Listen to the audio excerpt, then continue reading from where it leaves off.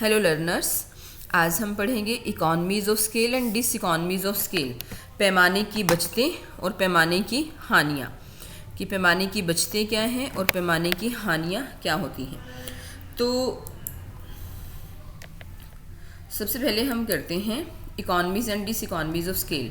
Economies of scale पैमाने की बचतें जब लॉन्ग रन में सभी साधनों को बढ़ाकर, जितने भी हमारे फैक्टर्स ऑफ प्रोडक्शन है, लैंड, लेबर, कैपिटल, जिन भी साधन को हम बढ़ाना चाहते हैं, सभी साधनों को बढ़ाकर उत्पादन को बढ़ाया जाता है। तो जब हमें पैमाने की जब हमारा जो उत्पादन है वो इंक्रीजिंग रेट से बढ़ता है, बढ़ती दर से बढ़ता है, तब हमें इकॉनमीज ऑफ स्केल मिलती हैं, पैमाने की बचतें मिलती हैं। तो पैमाने की बचतें हमारे पास दो तरह की होती हैं, इंटरनल इकॉनमीज, आंतरिक बचतें और बाहरी बचतें। और पैमाने की हानियाँ क्या हैं कि जब दीर्घकाल में पैमाने सभी साधनों को बढ़ाकर उत्पादन को बढ़ाया जाता है तो जो उत्पादन का पैमाना है वो घटती दर से बढ़ता है। इसका मतलब जो उत्पादन में वृद्धि है वो वृद्धि घटती दर से होती है कि जितना हमने इनपुट्स लगाए, आउटपुट आपका उससे कम रेट से जब इंक्रीज होता है तो उसे हम पैमाने के घटते प्रतिफल कहते हैं। तो जो घटते प्रतिफल का रीज़न होता है वो होता है पैमाने की हानियाँ। पैमाने की हानियाँ भी दो तरह से हम डिस्कस कर सकते हैं, इंटरनल डिसइकॉनमीज एंड एक्सटर्नल डिसइकॉनमीज। आंतरिक हानियाँ और आंतरिक बाहरी हानियाँ। तो सबसे पहले हम करते हैं इकॉनमीज ऑफ स्केल, पैमाने की बचतें। पैमाने की बचतें क्या हैं कि जब भी हम पैमाने को बढ़ाते हैं या जब भी इंक्रीजिंग रिटर्न्स टू स्केल मिलते हैं, पैमाने के हमें बढ़ते प्रतिफल मिलते हैं, अर्थात दीर्घकाल में जब सभी साधनों को बढ़ाकर उत्पादन बढ़ती दर से बढ़ता है, तब उसे हम पैमाने के बढ़ते प्रतिफल कहते हैं। तो उसका जो पैमाने के बढ़ते प्रतिफल है उसका जो कारण है वो है इकॉनमीज ऑफ स्केल, पैमाने की बचतें। तो पैमाने की बचतें क्या है, दो तरह की होती हैं। एक आंतरिक बचतें। आंतरिक बचतें वे बचतें होती हैं जो केवल उसी फर्म को प्राप्त होती हैं जिसने उत्पादन को बढ़ाया है। और एक्सटर्नल इकॉनमीज, बाहरी बचतें। बाहरी बचतें वे बचतें होती हैं जो उसी तरह के फर्मों को या उस जो भी उद्योग हैं सभी उद्योग को प्राप्त होती हैं, उस उद्योग को या एक उद्योग की सभी फर्मों को प्राप्त होती हैं, तो वो है एक्सटर्नल इकॉनमीज। आंतरिक बचतें वो हैं जो केवल एक ही फर्म को प्राप्त होती हैं जिस फर्म ने अपने उत्पादन का पैमाना बढ़ाया है। लेकिन बाहरी बचतें उद्योग की सभी फर्मों को प्राप्त होती हैं। इंटरनल इकॉनमीज़ को फिर हम टू टाइप्स में क्लासिफाई कर सकते हैं, रियल इकॉनमी, वास्तविक बचतें, और पेक्यूनियरी इकॉनमीज़, धन संबंधी बचतें। एंड एक्सटर्नल इकॉनमीज़ हमारे पास है economies of concentration, economies of specialisation, economies of information. तो पहले हम करते हैं इंटरनल इकॉनमीज़ क्या हैं, आंतरिक बचतें क्या हैं। तो आंतरिक बचतें वो बचतें जो केवल उसी फर्म को प्राप्त होती हैं जिसने अपने उत्पादन को बढ़ाया है या उत्पादन का पैमाना बढ़ाया है। और ये जो बचतें हैं केवल एक फर्म विशेष को ही मिलती हैं, दूसरी फर्मों को नहीं मिलती। तो ये जो बचतें हैं वो किस तरह की होंगी, रियल इकॉनमी, वास्तविक बचतें। वास्तविक बचतें कौन सी हैं, फर्स्ट हमारे पास है लेबर इकॉनमीज और स्पेशलाइजेशन। लेबर इकॉनमी मतलब श्रम संबंधी बचतें या फिर विशिष्टीकरण की। जब उत्पादन का पैमाना बढ़ाया जाता है तो वहाँ पर हमें तब हम एक लेबर को या जो लेबर है उसको हम अलग अलग डिस्ट्रीब्यूट कर देते हैं, डिवीज़न ऑफ लेबर करते हैं, श्रम विभाजन करते हैं। विशिष्टीकरण के हमें वहाँ पर लाभ मिलते हैं कि जो श्रम जिस काम को कर रहा है वो उसी काम को करने में निपुण हो जाता है, और श्रम विभाजन और विशिष्टीकरण करने के बाद उसके श्रम की जो कार्यकुशलता है और उत्पादकता बढ़ जाती है। तो उससे हमें जो जिस तरह की हमें बचतें प्राप्त होती हैं उसे हम लेबर इकॉनमीज कहते हैं। जैसे कि कोई एक फर्म है, उसमें बहुत सारे प्रोसेसेस हैं, हर एक प्रोसेस पे हम एक ही लेबर को लगाएं, एक अलग अलग लेबर को लगा देते हैं, और वही जो व्यक्ति है या जो लेबर है उसी काम को बार बार कर रहा है, तो उसकी उत्पादकता बढ़ेगी, प्रोडक्टिविटी बढ़ेगी, उसकी एफिशिएंसी बढ़ेगी। तो उससे हमारी जो कॉस्ट है, लागतें कम हो जाती हैं। तो हमें फर्स्ट हमारे पास है जो हमें श्रम संबंधी बचतें मिलती हैं स्पेशलाइजेशन के कारण, विशिष्टीकरण के कारण, डिवीज़न ऑफ लेबर के कारण। नेक्स्ट है technical economies and indivisibilities. Technical economies होती हैं कि कुछ जो टेक्निक होती है, कोई मशीनरी है, प्लांट है, उसको हम डिवाइड नहीं कर सकते। तो जब भी हम उत्पादन का पैमाना बढ़ाते हैं तो वो सारी जो टेक्निक है उसको हम सभी टेक्निक का जो यूटिलाइजेशन है वो अच्छे से कर पाते हैं। उसको पहले अगर हम उत्पादन कम कर रहे थे तो टेक्निक का जो यूज़ है वो अच्छे से नहीं हो रहा था, मशीनरी है, प्लांट एंड मशीनरी। लेकिन जब उत्पादन का पैमाना बढ़ाया जाता है, सभी फैक्टर्स को बढ़ाया जाता है, तो जो टेक्निक है हमारे पास, तकनीक है, प्लांट, मशीनरी, उसको हम अच्छे से यूज़ करना शुरू करते हैं, उसको फुल यूटिलाइजेशन होना शुरू होता है, तो हमें टेक्निकल इकोनॉमीज मिलती है। इकोनॉमीज ऑफ बेटर टेक्नोलॉजी, कई बार फर्म कोई नई या बेटर टेक्नोलॉजी का प्रयोग करके भी उत्पादन को बढ़ा सकती है, कि जो उत्पादन हमारा पहले कम हो रहा था लेकिन जब हम बेटर टेक्नोलॉजी यूज़ करते हैं तो उत्पादन बढ़ना शुरू हो जाता है। इकोनॉमीज ऑफ इंक्रीज डायमेंशन, जो संबंधित क्रियाएं हैं या जो वो होता है अर्थव्यवस्था है या जो भी हमारी फर्म है, फर्म के आकार में अगर वृद्धि होती है तो उससे भी बहुत सी टेक्निकल जो हमारी इकोनॉमीज़ हैं वो प्राप्त होने शुरू हो जाती हैं। तो जो हमारी उत्पादन लागत है वो कम होती हैं। उत्पादन लागत कम होने से अर्थव्यवस्था में और किसी एक फर्म को, अर्थव्यवस्था नहीं किसी एक फर्म को बहुत सारी इकोनॉमीज़ मिलना शुरू हो जाती हैं। Economies of related production activities, संबंधित उत्पादन क्रियाओं की बचतें। हो सकता है कि पहले जो संबंधित क्रियाएं हैं उसके लिए हम दूसरी फर्मों की हेल्प लेते थे, कि हम खुद उस काम को ना करके बल्कि दूसरी फर्मों से वो काम कराते थे। लेकिन जब हम उत्पादन का पैमाना बढ़ाते हैं तो वो एक्टिविटीज़ हम खुद करने लगते हैं, खुद वो काम करने शुरू करते हैं, दूसरी फर्मों की हेल्प हम कम लेते हैं। जैसे कि फॉर एग्जांपल कि हमें लगता है कि हमें ट्रांसपोर्ट सर्विसेज हम पहले कहीं बाहर से लेते हैं, बाहर से कोई ट्रक हायर करते हैं या जो भी ट्रांसपोर्ट फैसिलिटी, लेकिन जब हम उत्पादन को बढ़ाते हैं, पैमाने को बढ़ाते हैं, तो हो सकता है कि जो फैसिलिटी हम पहले बाहर से लेते थे वो हम खुद ही अपने फर्म में यूज़ करना या फर्म में उस परिवहन सेवाओं को अपने ही कोई छोटा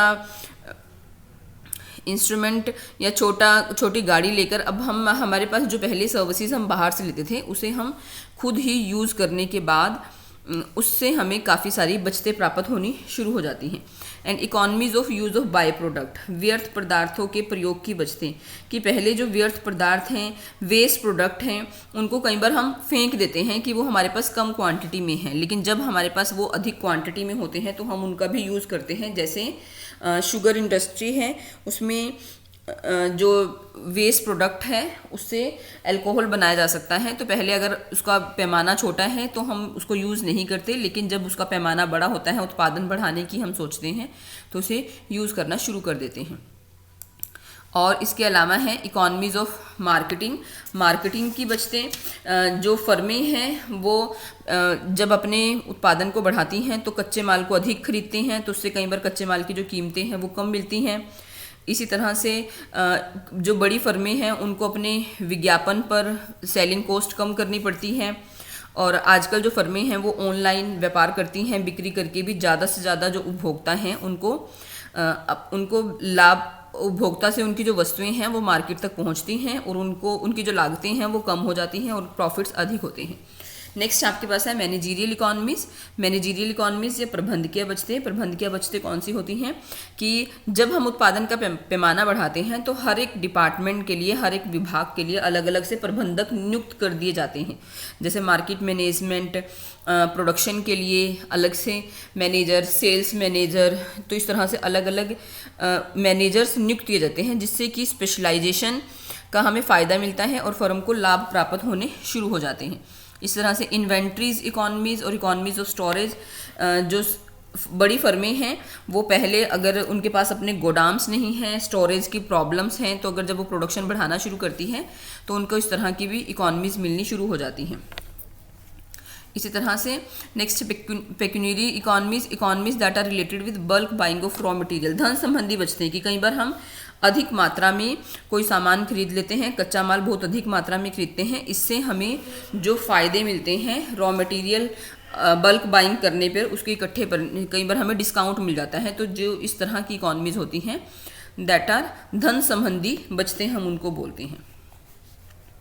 these are the internal economies. Next हमारे पास है एक्सटर्नल इकोनॉमीज ऑफ स्केल।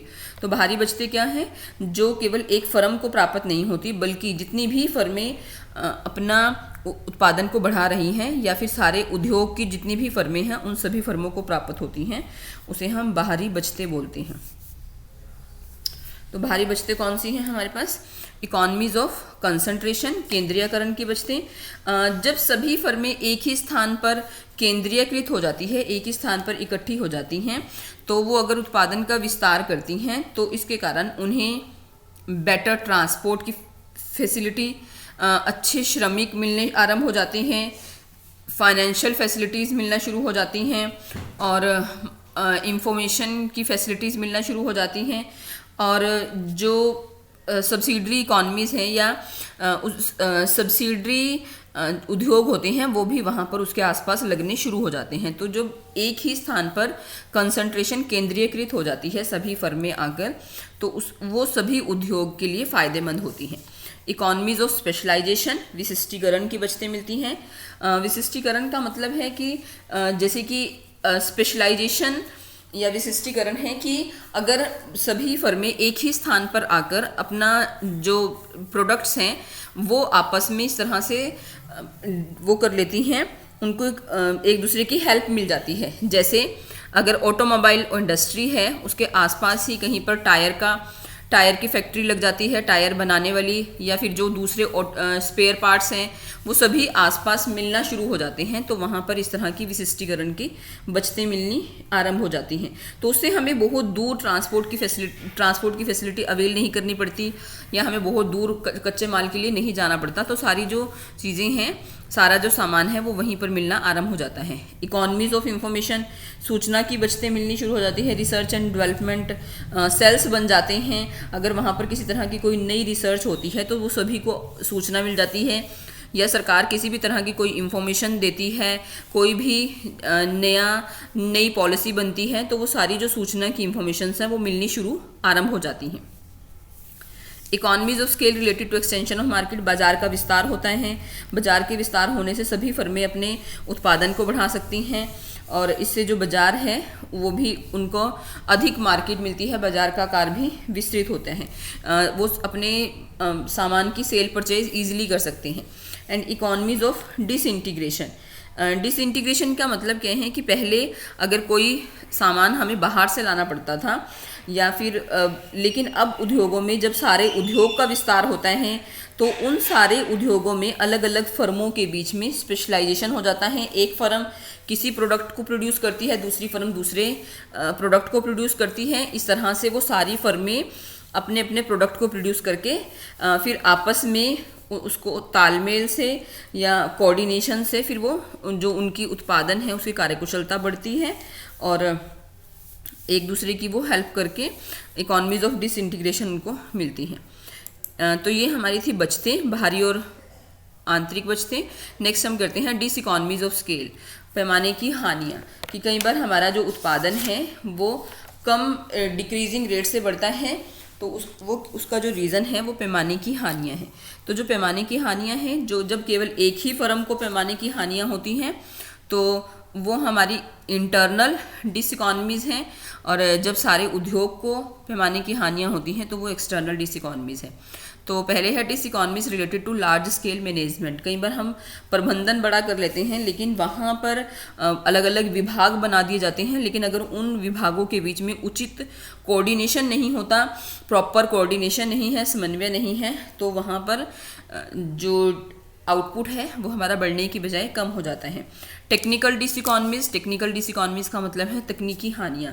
जब अत्यधिक मशीनरी का यूज़ होगा या ज़्यादा अलग अलग लोग उसे यूज़ करेंगे तो कई बार मशीनरी की टूट फूट बंद होना या टेक्निक हमारी पुरानी हो जाना, बहुत सारी ऐसी तकनीकी रुकावटें आती हैं जो कि लागतों को बढ़ा देती हैं और हमारा जो उत्पादन है वो कम बढ़ता है। नेक्स्ट है एक्सटर्नल डिसइकॉनमीज, जो बाहरी हानियां हैं वो क्या हैं? जब diseconomies of scale of on infrastructure, जो आधारिक संरचना है उस पर कई बार अत्यधिक दबाव पड़ता है, जिसके कारण अर्थव्यवस्था में फर्मों का जो केंद्रीयकरण है अगर एक स्थान पर हो जाता है तो उससे जो हमारा इंफ्रास्ट्रक्चर है उसके ऊपर काफ़ी अधिक दबाव पड़ता है। तो सड़कों की हालत खस्ता हो जाती है, ट्रांसपोर्ट फैसिलिटीज़ वहाँ पर ज़्यादातर जाम लगे रहते हैं, तो इस तरह की प्रॉब्लम्स आना शुरू हो जाती हैं। डिसइकोनॉमीज ऑफ हाई फैक्टर रेशो, जो फैक्टर प्राइसेस हैं, साधन कीमतें हैं, कई बार वो अधिक बढ़ने लगती हैं, क्योंकि अगर उनकी मांग अधिक बढ़ेगी, लेबर की ज़्यादा मांग बढ़ेगी तो उनके प्राइसेस बढ़ना शुरू हो जाते हैं। प्राइसेस बढ़ने से लागतें बढ़ना शुरू हो जाती हैं। And this economy related to government policy, कई बार सरकार की नीति ऐसी होती है कि पहले किसी प्रोडक्ट पर छूट हो रही होती है और सरकार उस छूट को बंद कर देती है, तो उससे फर्मों की लागतें बढ़ जाती हैं और सभी फर्मों को उसके कारण हानियाँ उठानी पड़ती हैं। तो these are the different diseconomies of scale. पैमाने की हानियाँ होने से हमें डिमिनिशिंग रिटर्न्स टू स्केल मिलते हैं, हमें पैमाने के घटते प्रतिफल मिलते हैं। तो ये हमारे पास क्वेश्चन था, economies and diseconomies of scale. And I hope कि आपको समझ आ गया होगा। Thank you, have a nice day, thank you very much.